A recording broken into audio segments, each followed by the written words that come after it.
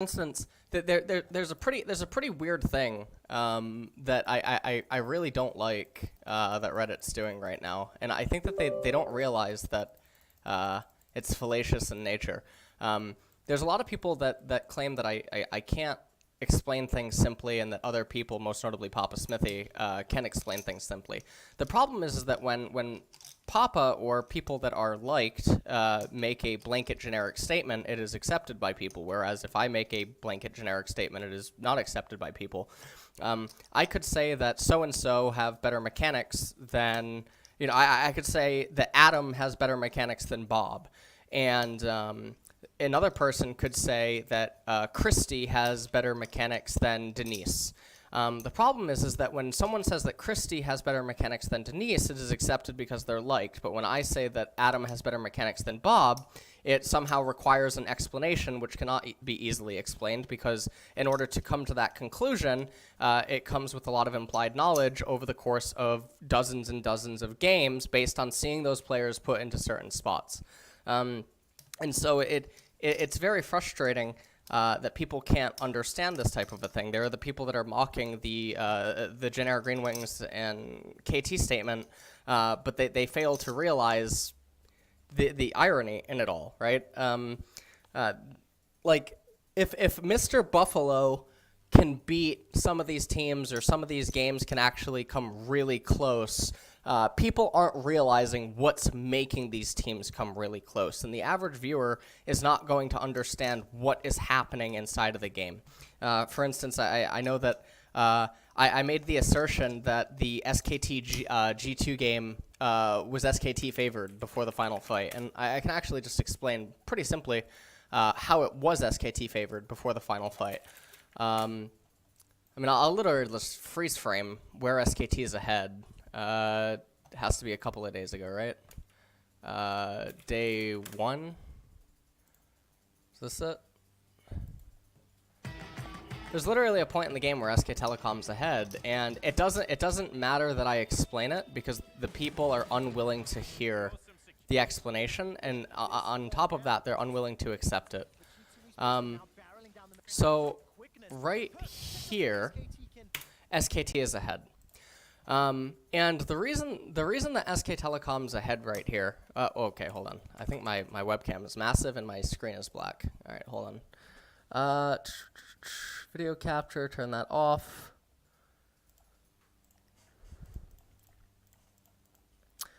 Okay, so here's the reason that SK Telecom is ahead at this point in the game. We'll actually go back a little bit and we'll play on normal speed so that people can see the map without anything that's going on. Okay, so right now it's 23 minutes, and SKT are down about 5k gold. Now, the thing that you'll notice, though, is that they're going to have multiple waves coming into them. And so the 5k gold is not entirely realistic. It's probably more so going to be like 4k gold. There's no real neutral objective up on the map. Yes, an Infernal Drake has gone G2's way. Well, actually, SKT isn't ahead. They're pretty close to even right now. I should correct myself. They're very close to getting ahead. The reasoning for this is because the lane states are actually fantastic for SKT. Assuming that we have total control over the players, and assuming that we're all on voice chat, it's very easy to acknowledge that SK Telecom does not have to fight at this point in time. It doesn't matter that they have an item; they have item completions on several of their champions. That doesn't actually mean anything.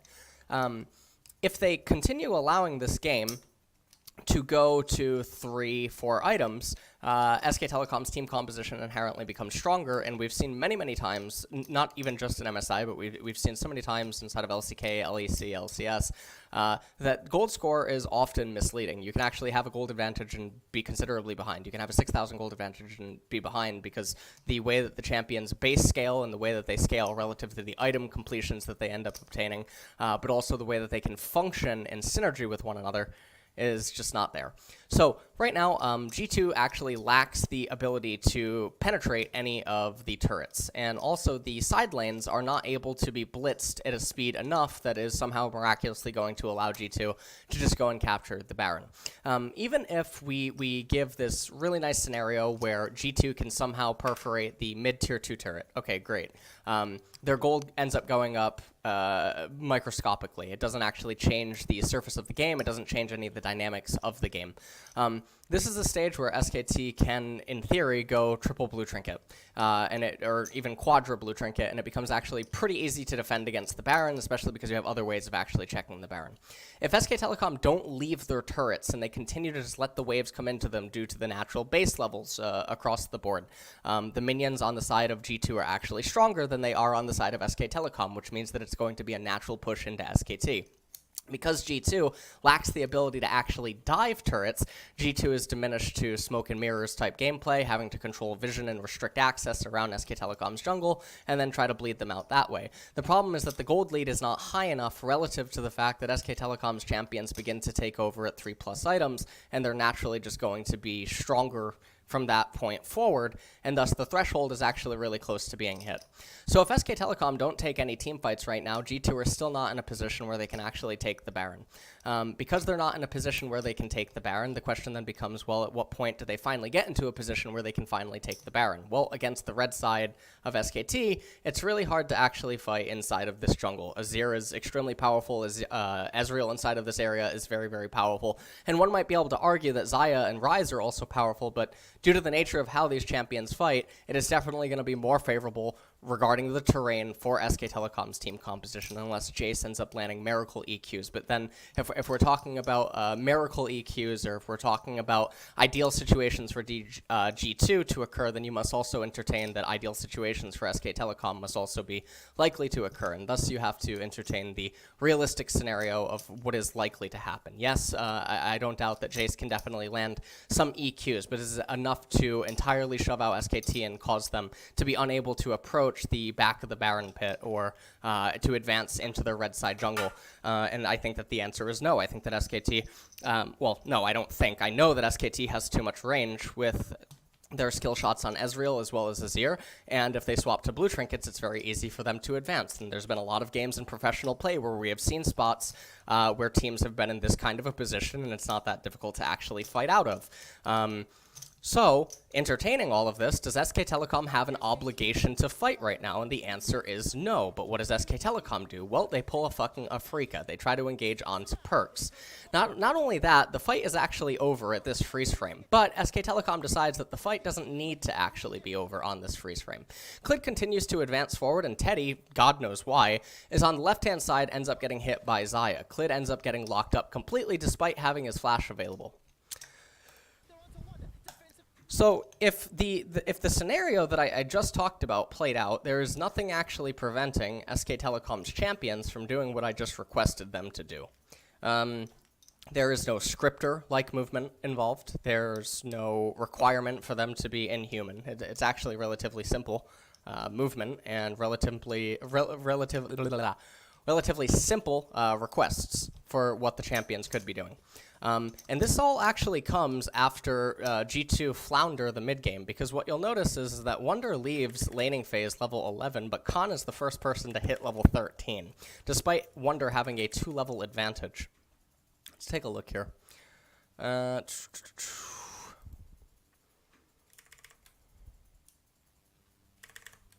So I said that G2 actually had pretty poor macro in the mid-game. And that's because they flounder around for several minutes. We have a 2-level advantage currently present between Khan and Wunder. And even if it's not exactly 2 levels entirely, it's pretty fucking close. Wunder ends up getting level 11, Khan is still level 9. But if we end up going forward a little bit, what we'll notice is that now Khan is caught up level 11 to level 12, and then it actually gets a little bit worse. They're both level 12 now at 20 minutes, which means that Wunder has been moving around the map like a fucking... well, it's not very good. And then, let's see who hits 13 first. Wunder hits it, but yeah, okay, so look at this right here. Khan is about to get 13 off the wave, and then you can see Wunder's XP bar right here. So I actually made an error. I said that Khan hit it first, but Wonder ends up getting it first because of the mid-wave. See that right there? Khan just hit 13. So Wonder was approaching the wave, and Wonder is approaching the wave that Perks is there getting, and then Khan is about to approach the wave. They both hit 13 first, despite Wonder having a 2-level advantage. So over the course of 7.5 minutes, G2 actually effectively did nothing. And it's not that they're doing nothing per se, but they're not doing anything relative to the advantages that they accrued. And so that is where I enter the statement that they have relatively poor mid-game macro inside of this game, and that they're not doing very well. It's just really annoying. It's really, really, really annoying. Because it doesn't matter if I talk about stuff like this, because people who don't want to hear the facts just choose not to see it. The fact of the situation is that SK Telecom didn't need to fight the last team fight. The fact of the situation is that SK Telecom was basically even and very close to actually having an advantage. The fact of the situation is that G2 floundered around doing almost fucking nothing for about 7 minutes. The fact of the situation is that Wonder's mid-game movements were vastly inferior to that of Khan's, and that he was running around like a chicken with its head cut off. There's a lot of stuff. There's a lot of stuff going on here.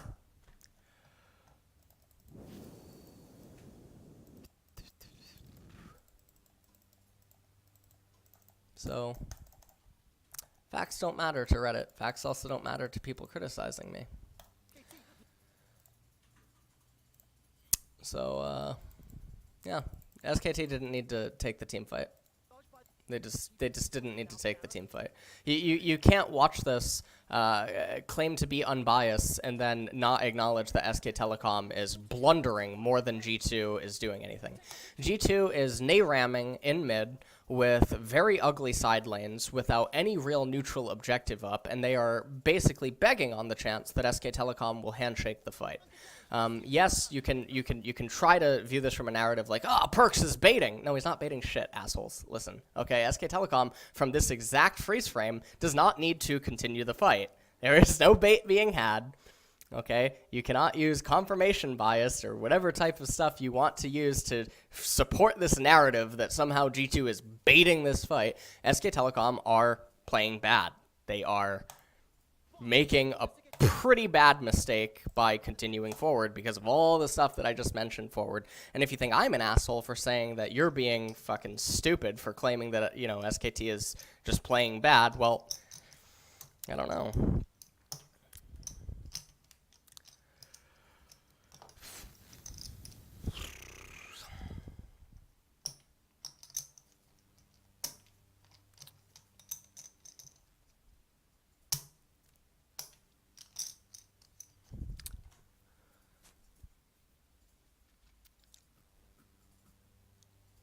SKT is playing bad here. Yeah, I mean, just watch Clid. What? Huh? Teddy?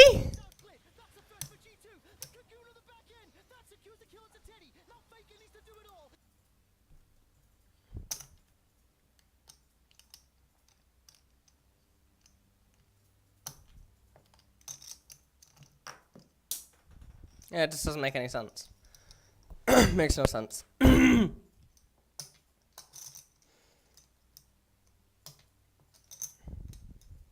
know what's also fun to me? People bring up my rank a lot, right? Even though I have very large spouts of not playing the game. I actually have I have less games played than some other analysts and casters this season. It's really weird. Including also some coaches for some pro teams. I've less games played. It's really strange.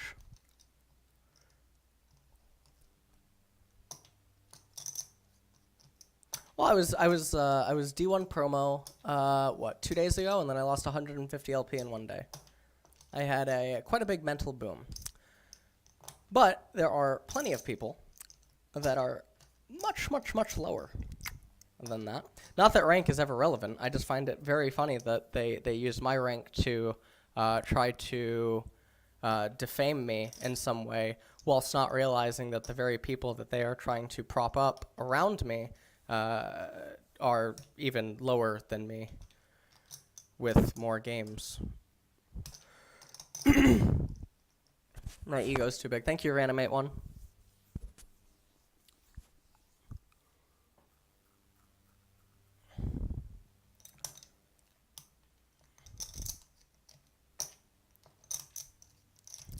Well said. Thank you for 15 months. My chat's really annoying. I'm sorry you feel that way.